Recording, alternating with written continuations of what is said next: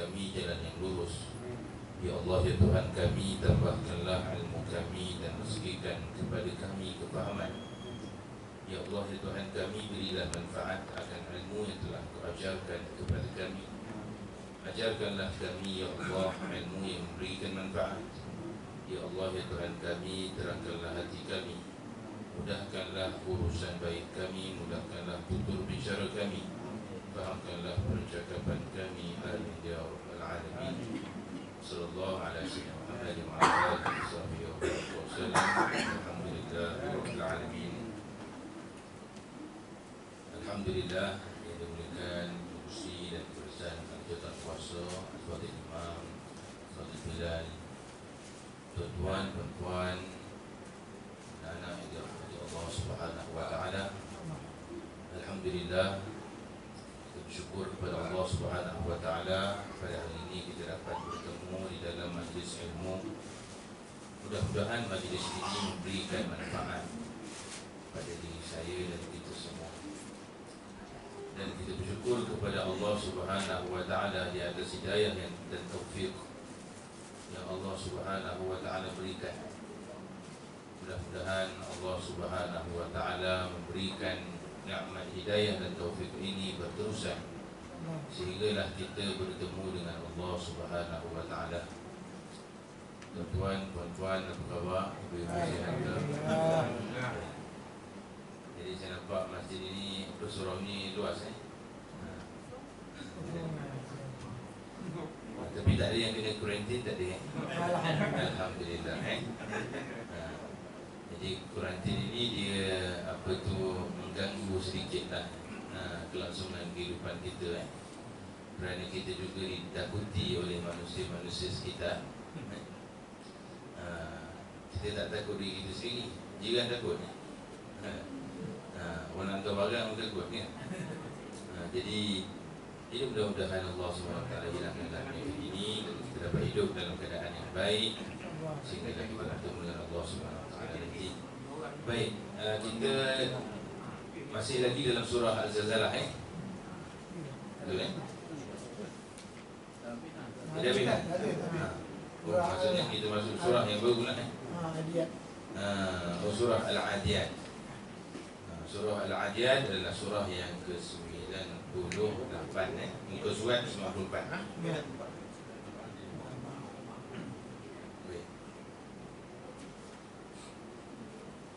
Jadi seperti biasa kita bacakan terlebih dahulu surah Al-Adiyat. A'udzu billahi minasy syaithanir rajim. A'udzu billahi minasy syaithanir rajim.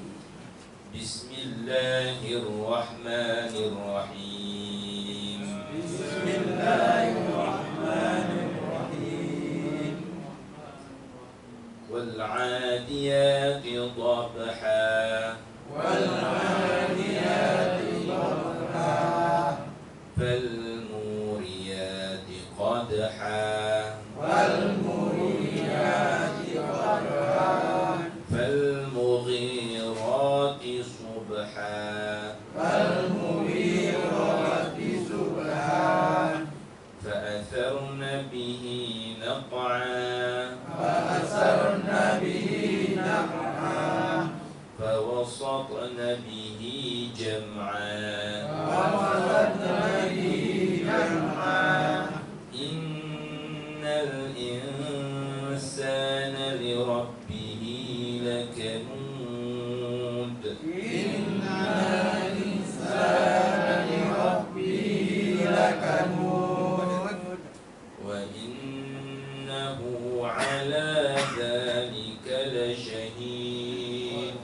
Wa innahu ala dhalika lashahid. Wa innahu lihubbil khairi lashadid. Wa innahu lihubbil khairi lashadid.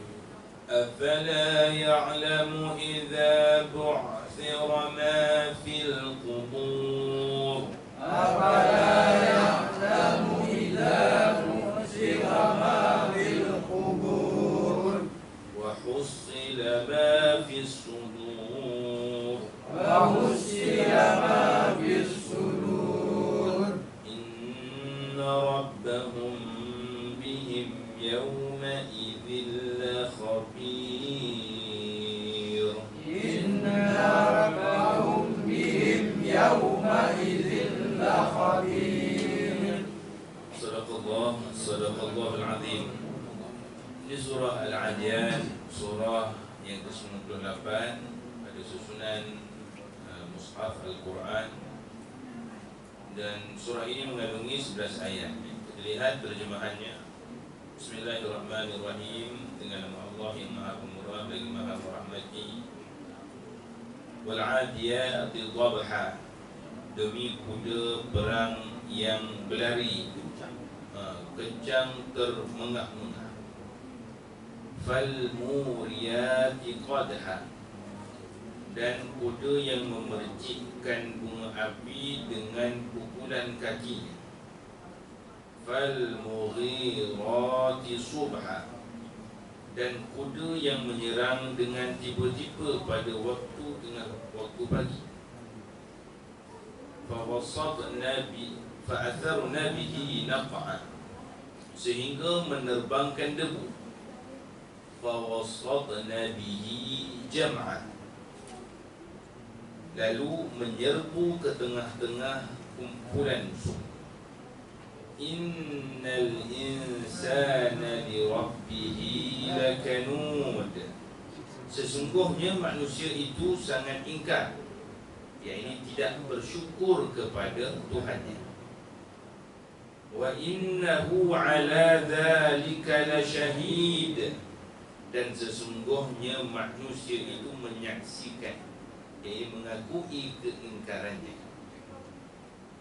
Wa innahu lihubbil khairi lasyadid, dan sesungguhnya cintanya, yakni manusia kepada harta, benar-benar berlebihan. Afala ya'lamu idza bu'thira ma fil qubur, patutkah dia, manusia, bersikap demikian? Tidakkah dia mengetahui bagaimana keadaan ketika dibongkarkan segala apa yang ada di dalam kubur? Wa husila ma fis sudur, dan dikumpul serta didedahkan mereka yang terpendam dalam dada mereka. Inna rabbahum bihim yawma idzil khabir, sesungguhnya Tuhan mereka maha mengetahui dengan mendalam tentang balasan yang diberikan oleh Allah kepada mereka pada hari itu. Maha benar firman Allah Subhanahu wa ta'ala. Jadi surah ini surah yang menarik perhatian kita kepada pembaca Al-Quran. Apabila sampai surah Al-Adiyat, dia menceritakan tentang bagaimana kuda yang berani, kuda perang, dan sumpahan demi sumpahan dengan penumpuan pada gerakan kuda atau unta yang ganas, yang garang, menerkam dan percikkan api. Ini sifat kepada kuda yang tangkas, yang garang dalam perang. Dan kuda ni adalah disebutkan sebagai senjata lah, antara kelengkapan peperangan yang hebat pada zaman dahulu. Dan dia menerjah ke depan pada masa yang tidak disangka-sangka. Jadi kalau kita lihat, Allah Subhanahu wa ta'ala bersumpah daripada ayat yang pertama ini sehingga ayat yang kelima, cerita tentang kuda ataupun unta yang menyerang di dalam peperangan. Datanglah apa yang ingin Allah tegaskan kepada manusia, iaitu kepada siapa? Manusia yang sangat-sangat ingkar, manusia yang jahat, yang tidak mahu langsung tunduk kepada Rabb, kepada Tuhan mereka. Apakah mereka tidak mengenal Tuhan mereka? Dan inilah yang dibicarakan di dalam surah yang kita baca ini. Jadi kalau kita sekali kita baca surah ini, kita pun tak faham apa sebenarnya yang Allah Subhanahu Wa Taala nak sebutkan. Apa kuda ni? Cerita pasal kuda ni, lepas tu cerita pasal manusia. Apa kaitan ni? Jadi inilah kehebatan, keunikan Al-Quran. Disebabkan tafsir ni, para ulama menafsirkan ayat Al-Quran. Berbagai ulama menulis tafsir. Ada saja perkara-perkara baru yang dapat ditemukan di dalam Al-Quran. Pengajaran-pengajaran, ibrah di dalam surah yang kita baca. Ini kelebihan Al-Quran. Walaupun ayatnya sedikit, tetapi memberikan pengertian yang luas. Dan kita ingat, kita baru lepas surah Al-Asr, bagaimana surah yang pendek. Kata Al-Imam Syafi'i rahimahullah ta'ala, kalau turun surah yang pendek ini saja sudah mencukupi. Jadi macam mana kita nak bayangkan dengan 4 ayat itu telah mencukupi untuk kehidupan kita. Inilah kelebihan Al-Quranul Karim, yang memberikan peringatan kepada kita dan memberikan, menjadi penawar ubat kepada hati kita, dan membawa hidayah dan kasih sayang kepada kita. Jadi gambaran dari sumpah pada awal surah ini menggambarkan loncatan, ketangkasan, gerak ganas dan menerkam tanpa hendak takut. Walaupun terdapat pelbagai tafsiran tentang apakah maksud dari kata-kata ini semua, namun ia tetap membawa kepada kefahaman yang satu tentunya. Ada yang menafsirkan bahawa sifat-sifat kuda perang ini, ada yang memberikan ia adalah erti unta haji yang bergerak cergas dari Arafah ke Muzdalifah dan Mina. Ini semua bermula dari perbezaan pendapat tentang di mana dan apa mula sebasat penurunan ayat ini lagi. Jadi nak sebutkan, nak ambil pengajaran daripada ayat ini. Jadi terdapat perbezaan khilaf yang besar. Adakah surah ini surah Madaniyah ataupun Makkiyah? Tiada keputusan penuh dan tiada dapat menentu kata putus. Tetapi pastinya ia adalah membawa makna dan mesej. Inilah sifat dan perangai manusia. Jadi yang cerita tentang kuda jadi nak disebutkan tentang perangai manusia. Bagaimana manusia itu jahat, tidak patut mereka ini ingkar, kufur, tidak mengaku dan tidak mahu akur.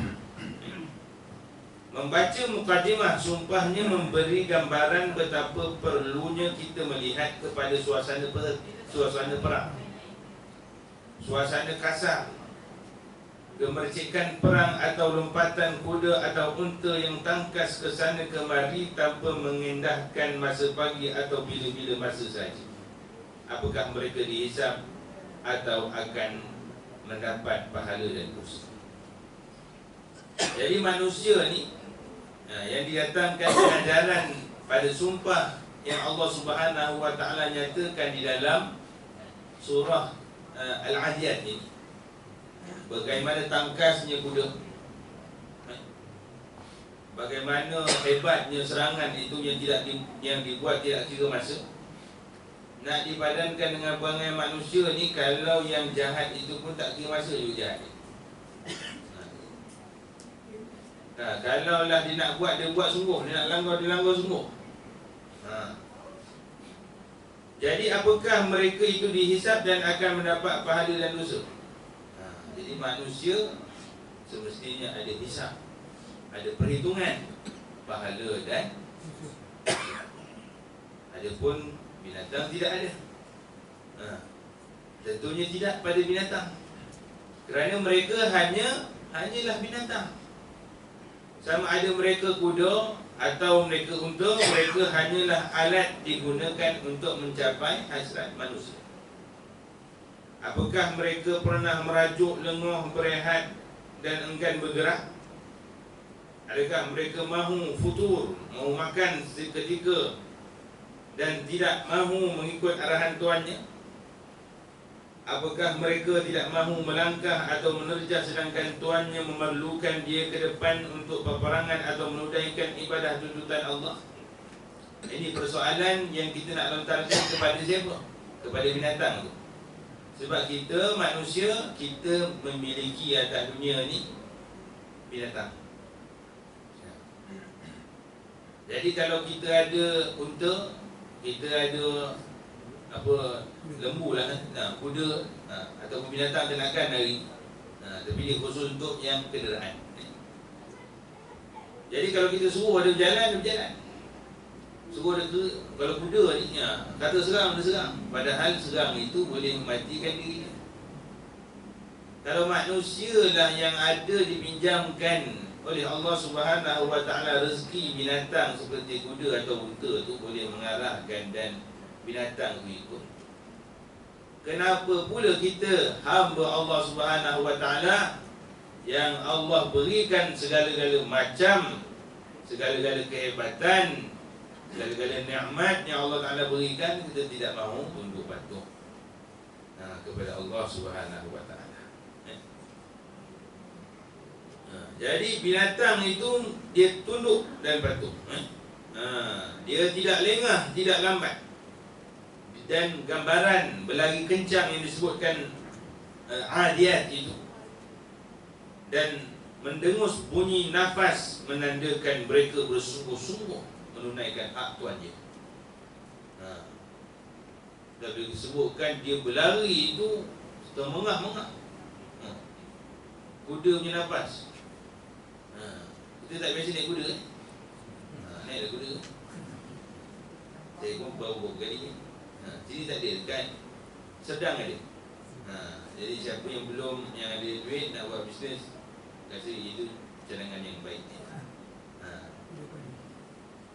Jadi subhanallah, dan disebut tentang kuda ni, memang ada hadis Nabi SAW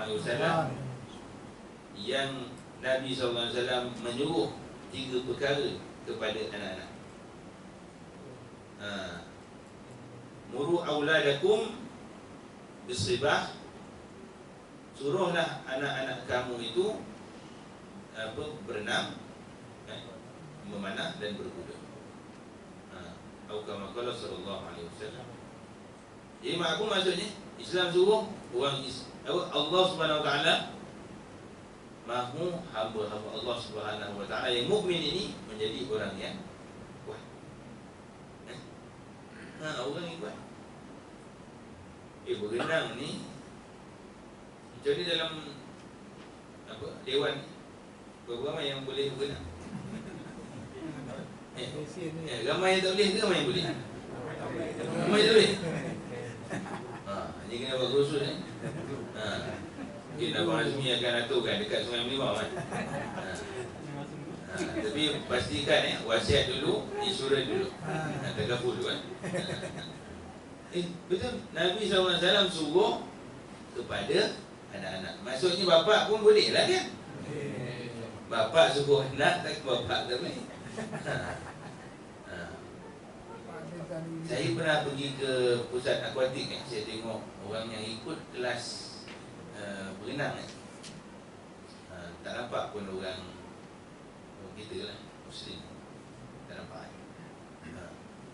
Tapi itulah masalah kita berenang kan, panjang pula kan.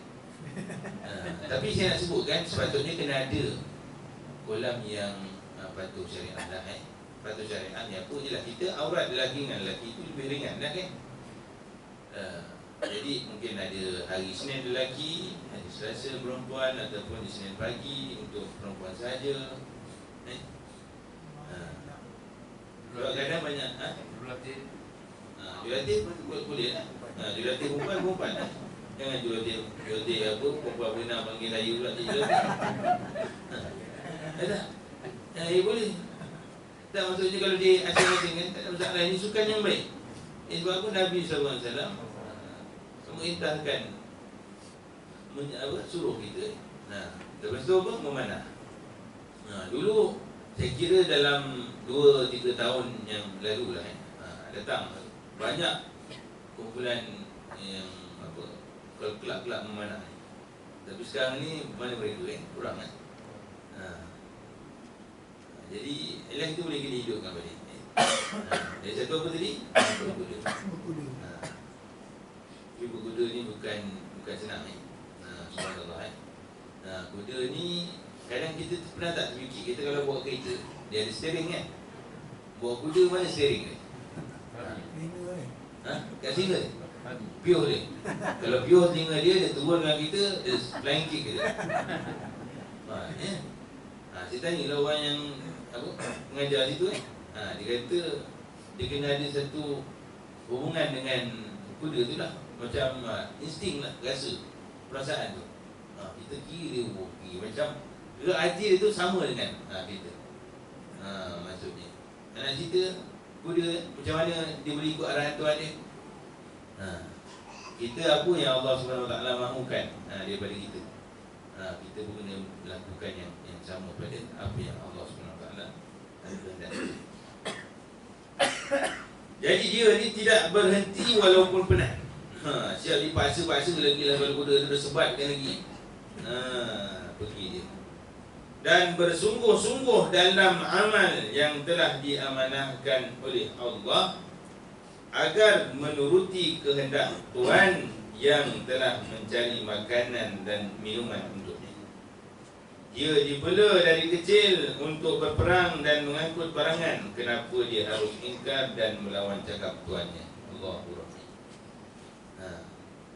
Ya betul lah kalau kita baca surah Yasin, bagaimana Allah Subhanahu Wa Taala sebutkan dia jadikan apa? Binatang-binatang apa? Awalam yaral insanu anna khalaqna lakum mimma amilat aydina an'ama. Bagaimana Allah Subhanahu Wa Taala menjadikan apa tu? Binatang-binatang ternakan itu bahum laha malikun, lalu kita boleh memilikinya. Padahal bukanlah kita boleh buat, kita tak boleh buat sendiri. Jadi bumi, jadi apa ni, sebenarnya Allah SWT beri kepada kita. Jadi tumbuh-tumbuhan, bijirin, ada macam-macam lah makanan yang ada, sungai dan sebagainya. Ini nikmat Allah SWT dalam untuk kita. Jadi apakah harus untuk kita ingkar arahan Allah Azza wa Jalla? Jadi tapak kakinya mengeluarkan api bukan kerana api yang dinyalakan oleh tuannya, tetapi api yang keluar dari sentuhan panas dan geseran dahsyat kaki dengan, yang ini kaki apa? Kaki kuda bukan kaki manusia. Dengan batu-batu yang ada di tapak perjalanan.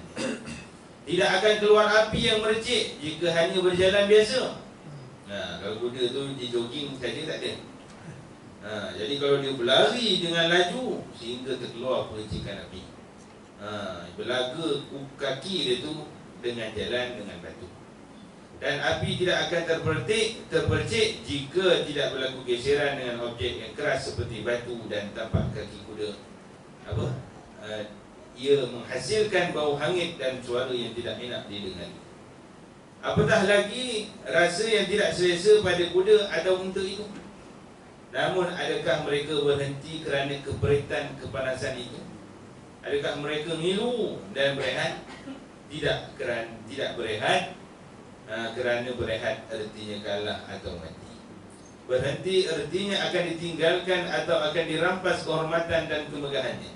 Oleh itu walaupun keras dan menyakitkan, dia terpaksa berdepan dengan batu dan kekasaran. Kepayahan perlu diharungi untuk maju menurut kehendak tuannya yang inginkan sesuatu yang dia sendiri tidak faham. Jadi Allah Subhanahu Wa Taala buat satu perumpamaan yang sungguh. Walaupun kita baca satu ayat, tetapi dia berikan makna yang sungguh luas. Jadi kita hari ini kita kempen apa? Tadabbur Al-Quran kan? Kan ada Quran time kan? Jangan no time jangan no time boleh awal no time. Jadi kalau kita tak baca, kalau kita baca apa tu terjemahan pun boleh juga, tetapi kita tidak akan sampai lah tentang nak ambil pengajaran ayat-ayat yang seperti ini, perumpamaan yang seperti ini. Dan seterusnya disebutkan fal-mughirah, fal-mughirat, dia menerjah itu, menggempur itu pada waktu subah, pada waktu pagi, subuh. Ketika manusia masih lalai dan tidak sedar menemui hari baru dalam hidup, tiba-tiba dia datang menerjah. Betapa kesungguhan kuda unta tersebut tanpa mengira masa dan waktu. Ketika tuannya merasai bahawa itulah waktu yang terbaik untuk menyerang, walaupun pagi hari, dia akan bergerak cergas. Maka ia akan menjadi salah satu alat yang digunakan untuk menjayakan misi tuannya. Bukankah subuh waktu berehat untuk menikmati santapan dan membetulkan badan dan hemat diri? Bukankah ia masa untuk menguruskan urusan peribadi dan bersiap-siap? Tetapi kuda ini patuh kepada tuannya. Di pagi yang hening, dia bukan hanya berjalan malas, terhegeh-hegeh dan perlahan, tetapi dia cergas dan sanggup menyerang dan melaksanakan suatu kerja yang diarahkan oleh tuannya. Jadi macam mana lah kita nak bandingkan pada diri saya lah kita Diri saya lah terutamanya Macam mana agak celik mata pagi tu, dia punya segera ke tak segera? Tak pusing sana, dah kunci jam, tutup. Ingat? Kalau kata tak boleh bangun, kunci 1 jam, kunci 2 jam, 2 jam dia tutup. Ini perumpamaan kita nak bandingkan dari binatang yang dimiliki oleh manusia dengan diri kita yang dimiliki oleh Allah Subhanahu Wa Taala. Jadi bertebanganlah debu-debu dari terjahan itu, ianya adalah debu yang menyakitkan mata dan pernafasan, bukannya di atas karpet atau lantai yang bersih tanpa habuk dan debu. Jika habuk pun sudah menyakitkan manusia, apatah lagi debu yang mengotorkan pakaian dan badan, menyesakkan nafas dan mengaburkan penglihatan. Itulah suasana yang perlu diharungi oleh kuda ini. Gambaran kesungguhan dan benar-benar menyerang bekerja adalah kesukaran yang perlu diharungi. Ia dua gambaran yang menakutkan dan sukar. Jadi apa yang digambarkan dalam ayat ini, kesusahan dalam dia nak ikut cakap tuannya. Kita tak alami kesusahan yang seperti itu. Kerana apa? Kita semayang hari ini bukan atas tanah, ada karpet, ada kipas. Kadang tu kipas orang satu, pengurusi belikan orang satu. Nak selesa, nak membagi pengudaraan yang hebat supaya tak melekat apa-apa penyakit negara. Seorang satu kipas. Bukanlah sejadah, saya seorang satu. Tapi saya tengok hari ni, tuan-tuan, salam semua sama ke sini okey. Saya pun tertarik selama kuarantin ni banyak juga lah aku membaca pasal virus ni kan. Yelah, kita ni negara kita pun kena berapa?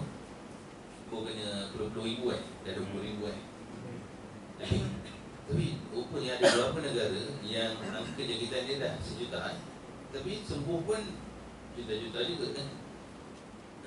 Jadi ada juga satu tulisan yang saya baca, dia adalah beberapa rumus lah bukan fakta. Sebab dia datang pun cara tiba-tiba, apa sebenarnya di sebaliknya. Maksudnya penyakit memang ada, memang wujudnya. Tetapi ketakutan akan penyakit itu adalah luar biasa sebenarnya. Padahal benda itu adalah benda yang bukan hanya sebut biasa. Sebab dia buat begini, dia kata cuba bandingkan, contohnya di Malaysia ni hari ni, tanya apa Bukit Aman ke, hari ni orang accident meninggal berapa orang? Ini berapa COVID terlepas sebab tengok hari ni yang meninggal? Berapa? 8 orang accident berapa? Mati 6 orang. Yang kalau accident cuba tadi, mesti lebih banyak. Jadi yang dikatalah banyak lagi yang menyebab, yang kanser je kena berapa juta setahun mati. Jadi di sebalik itu Allah Ta'ala, saya dengar Ustaz Ihsan Tanjung dia pendakwah guru daripada seberang lah. Dia kata orang-orang Yahudi ni dia amat cemburu dengan kita ada beberapa perkara. Pertama sekali, orang Islam ini ukhuwahnya, persaudaraan itu sungguh hebat, mereka akan saling memberi salam dan berjabat tangan. Ini memang ada kelebihan. Orang berjabat tangan kan, dia gugurkan dosa kan. Kita punya lafaz salam, Assalamualaikum, ini standard. Pergi India pun jumpa Muslim, saudara kita, Assalamualaikum. Afrika, Nigeria, Assalamualaikum. Jadi kita dah kurang kat situ. Lagi satu yang paling dia marahnya, dia kata, orang Islam ini tengok macam mana solatnya. Jadi bila datang penyakit ini, yang kurang elok kepada diri kita adalah mengurangkan kegairahan ibadah. Jadi dah orang pun nak rebutkan sah pun tak boleh nak rebut dah kan, dah tunggu jarang-jarang. Jadi sebab apa? Sekali musim haji normal lah dia kata kan, katanya 3 juta orang, nak betulkan susun atur itu untuk mengerjakan solat hanya perlu berapa minit saja. Bila dengar iqamah ni semua dah buat sah kan, ini kehebatan ni. Jadi kita tak merasa lagi lah setakat ni. Tapi ada satu surau yang saya pun ada mengajar. Saya pergi juga selama saya pun join. Kita pun tak ada pernah kecoh. Kita yakin kepada Allah Ta'ala. Dan dia orang situ je. Orang situ. Dan kita tak naklah jadi seperti mana yang berlaku di masjid mana tu, yang orang buat satu saf, dia ada seorang pula kat belakang. Tak tahu belakang tu keeper ke apa. Tak maaf, tarik balik. Kita tak tahu, dia kena bagi penjelasan apa operasionalnya. Dan satu masa juga bila kita tengok kan, orang pergi kedai makan tu tak ada pula situ. Tapi kita jangan buat perangai begini. Pergi naik satu kereta kan, suami, isteri, anak sampai masjid, semayang jarak pula. Ini pun perangai juga. Faham tak maksud saya? Kita berjalan, mana duduk belakang satu kereta kan, sampai tak semayang, jarak pula. Tapi nak buat macam tu kena masuk pula. Kena jemaah khas. Kita dengan ahli keluarga kita saja kan. Allahuakbar. Jadi banyak juga ahli ulama kita dah bercakap tentang hal ini. Antaranya minta kaji balik lah. Kaji balik apa rasionalnya. Banyak sebenarnya yang peraturan di masjid ni yang begitu ketat yang ada kolah dikeringkan kita memang tak ada kolah kan. Softnya dijarak-jarakkan. Jadi Allah Alam. Tapi saya bukan nak kempen pula nanti saya pula bukan dah habis kuarantin masuk menjaga pula kan. Tapi kita ni percambahan fikiran lah. Balik kita renungkan apalah agaknya sebaliknya. Dan kita beritahu kepada, sebutkan hal ini supaya perkara ini juga sampai kepada pemikiran kita dan sampai juga kepada pemikiran orang yang berautoriti, yang ada kuasa, supaya mereka mengkaji tengok apa keperluannya, kerana dia mengurangkan kegairahan untuk beribadah. Ini baru round pertama, tahun pertama contohnya. Nanti tahun kedua, tahun ketiga bagaimana boleh. Allah Alam. Jadi apa-apa pun kita berpeganglah kepada sunnah Rasul sallallahu alaihi wasallam, yang kita tidak akan sesat selama-lamanya sampailah ke hari kiamat. Baik. Mana kita tadi? Okey. Jadi kuda tadi bagaimana dia bekerja bersungguh-sungguh. Debu yang berterbangan itu, kalau debu tak berterbangan, maksudnya tak bersungguh lah, tak laju lah kuda. Dan sebutkan pantang ajal tidak mengenal maut dan derita.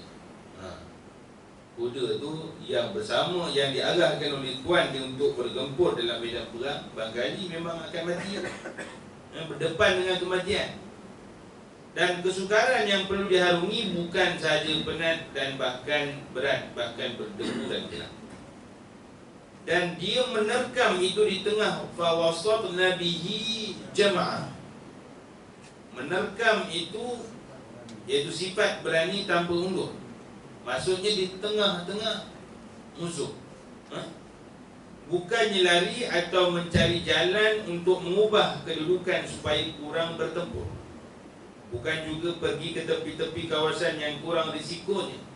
Tetapi kuda ini masuk ke tengah-tengah medan di mana tempat berlakunya pertempuran itu. Jadi sebutkan tadi mana perkataan tengah, wasat. Wasat maksud tengah. Dan wasat ini tengah, biasa, tetapi wasat yang dipenuhi oleh pertempuran yang perkumpulan. Di tengah-tengah perhimpunan dan perkumpulan. Akhirnya sifat kuda atau unta ternakan yang dimiliki ini cukup untuk memberikan gambaran betapa bersungguh-sungguh, betapa dia berani tanpa masa yang tertentu dan tidak mengendahkan apa saja keadaan yang ada semata-mata untuk berkhidmat pada tuannya, pemiliknya, dan pemberi makan dan minumnya. Kuda dan unta ini tidak mengerti adakah dia dibela oleh tuan yang benar atau salah. Apakah dia bawa berperang untuk menegakkan yang hak, yang benar atau yang batil? Adakah tuannya kafir atau muslim, penderhaka ataupun orang yang taat kepada Allah? Yang pasti kuda dan unta tersebut telah melaksanakan janji dan tugas mereka. Dan inilah beza kita dengan binatang. Kita ada akal. Kita nak ikut suatu perkara, kena ikut yang betul. Kalau disuruh yang tak betul, jangan kita ikut. Tapi kuda ni bila diarahkan sesuatu, dia buat sungguh-sungguh oleh tuan dia. Jadi apakah ini telah terjadi kepada manusia? Dan ayat yang seterusnya merungkaikan sifat yang tidak sepatutnya manusia lakukan terhadap Tuhan. Bukankah Allah adalah Tuhan kepada manusia? Bukankah Allah Subhanahu wa ta'ala yang memberikan makan dan minum kepada manusia? Bahkan menciptakan kita daripada kita tiada kepada ada? Bukankah rezeki dan manfaat mudarat manusia dipelihara oleh Allah Subhanahu wa ta'ala? Bukankah mereka dilindungi oleh Allah dari segala bahaya ketika sedang tidur dan keseorangan? Bukankah Allah Ta'ala telah memudahkan pelbagai urusan manusia di muka bumi ini? Bukankah Allah telah mendundukkan semua makhluknya seperti gajah dan ikan yang besar kepada manusia? Jadi ini satu perumpamaan yang Allah Subhanahu wa ta'ala nak sebutkan kepada kita supaya kita menghargai apa yang Allah Subhanahu wa ta'ala berikan, mensyukuri, dan yang terutamanya adalah dengan beriman dan melaksanakan perintah Allah Subhanahu wa ta'ala. Tetapi tidak pada manusia yang disebutkan. Jadi bahkan manusia itu ada sifat apa? Ada sifat kanun. Apa yang kanun ini? Innal insana li rabbihi lakanud.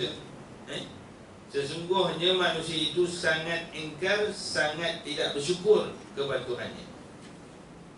Jadi dah beri dah macam-macam yang disebutkan tadi. Gajah pun manusia boleh tunggang, boleh naik, boleh berkhidmat untuk manusia.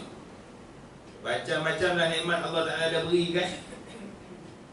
Tapi manusia ni jadi orang yang sangat tidak bersyukur kepada Allah Ta'ala. Jadi apakah ia tidak sepatutnya berlaku? Apakah ia patut berlaku? Tidak patut berlaku sama sekali. Sedangkan manusia lihat apa yang diciptakan oleh Allah Subhanahu wa ta'ala. Manusia sedar dan nampak bahawa mereka tidak mampu melawan Allah Subhanahu wa ta'ala. Mereka tidak mampu menolak tsunami, tak mampu menolak taufan yang datang menimpa mereka. Mereka sedar dan nampak bahawa patung-patung dan berhala adalah hanya ukiran sahaja. Mereka tahu mereka tidak dapat mencipta diri mereka dan terpaksa bergantung kepada rahim yang kecil untuk membentuk manusia yang kompleks itu.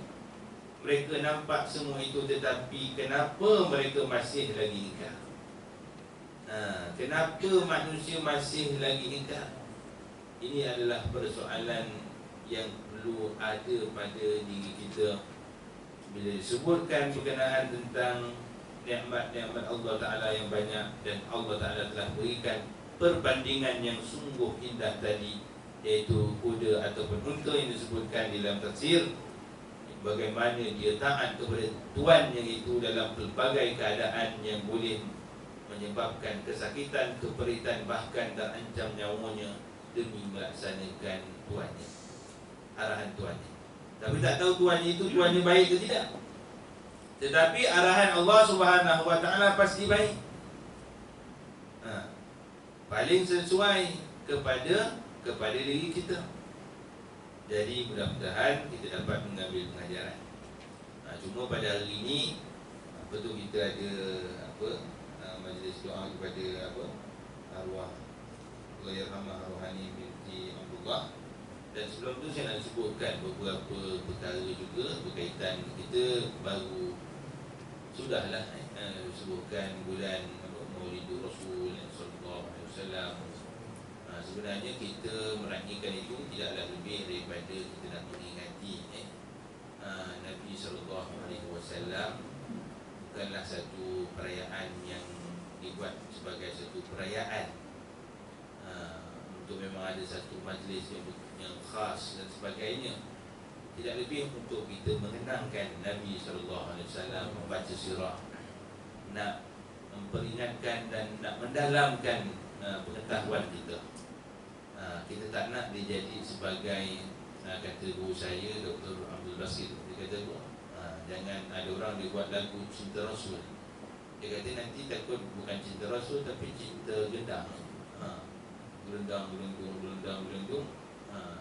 Yang mana Nabi, yang mana apa, dan sekali gendang yang seronok. Jadi kita nak isi dengan kefahaman. Maksudnya bukanlah dah habis nanti bila Rabiul Awal kita pun dah macam biasa dah.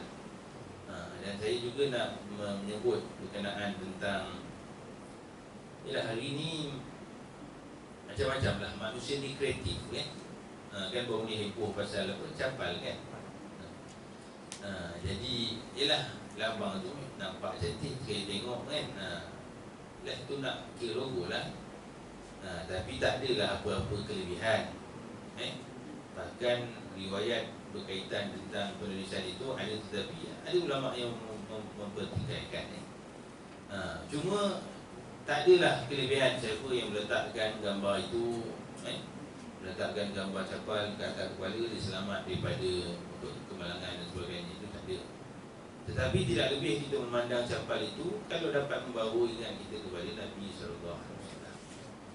Cuma saya nak sebutkan bahawa Islam datang untuk membersihkan akidah. Jangan kita buat suatu perkara yang melampaui batas. Dan Nabi SAW juga pernah mengingatkan, jangan kamu berlebihan, takut nanti jadi seperti Isa bin Maryam.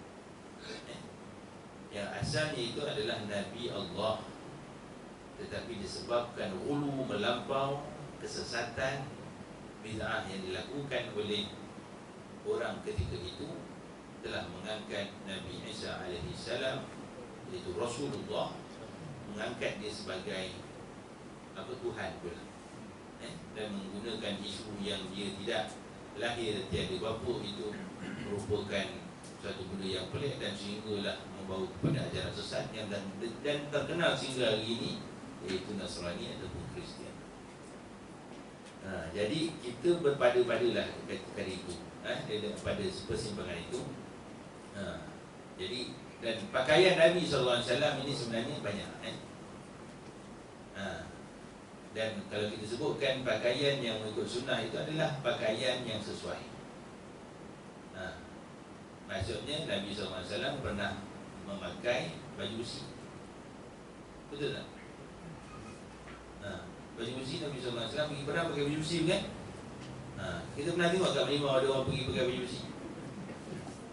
Ataupun datang peristiwa Jumaat, berkang, apa hal? Ini sunnah Syekh. Aku baca kitab Nabi SAW. Dan Nabi SAW pernah memakai kasut lah. Kasut besi juga. Jadi ini benda yang apa yang kita faham. Itu saja ciri-ciri pakaian yang mengikut sunnah itu adalah bersih, berwangian. Dan kita tak nafikan bentuk-bentuk pakaian Nabi itu sunnah.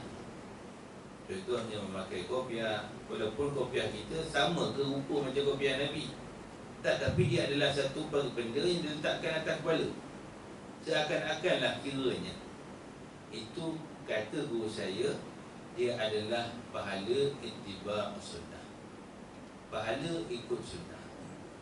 Ada pun hadis-hadis yang menyebutkan siapa yang memakai serban 70 kali ganda lebih baik daripada orang yang tak memakai serban. Hadis-hadis yang seperti itu, fadilat-fadilat itu, hadis-hadis fadilat tidaklah sampai ke darjat yang sahih. Maksudnya ini disebutkan. Tapi bukanlah lepas ni dah tak pakai jubah, dah tak pakai serban. Ini kita yang salah faham. Jadi tak nak nanti pula bila di logo-logokan agama ni pun bahaya juga. Ni kau ambil berkat ni ada logo ni. Ni logo apa?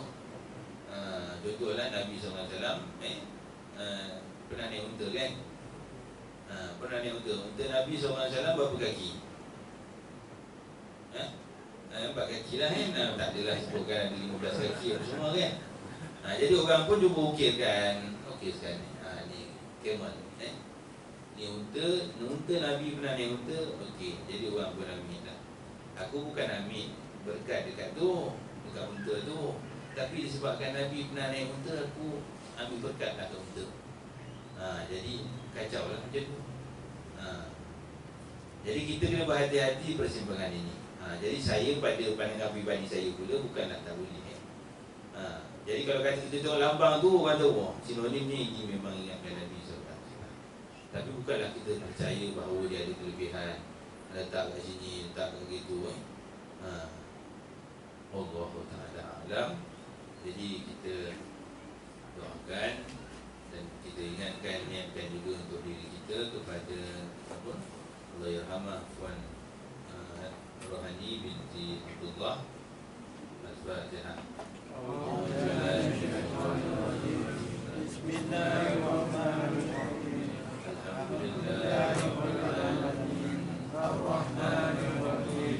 Maliki yaumiddin. Iyyaka na'budu wa iyyaka nasta'in. Ihdinas siratal mustaqim.